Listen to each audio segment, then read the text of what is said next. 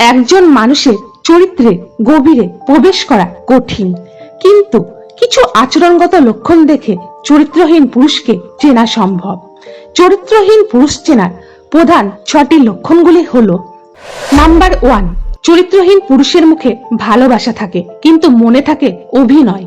মিষ্টি কথার আড়ালে নিজের স্বার্থ লুকিয়ে থাকে। এরা সব নারীর প্রতি ভালোবাসা দেখায়, কিন্তু সেই ভালোবাসা টেকে যতক্ষণ পর্যন্ত তাতে লাভ আছে।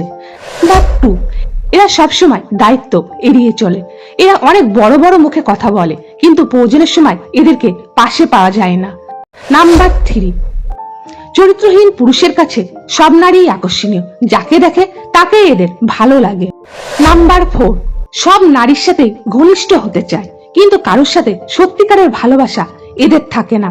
এদের কাছে সম্পর্ক মানে খেলা। নাম্বার 5, অন্যের আবেগ নিয়ে খেলতে এরা মজা পায়। এদের মধ্যে অন্যের জন্য কোনো ভালোবাসা থাকে না, থাকে লোভ ও নিজের চাহিদা।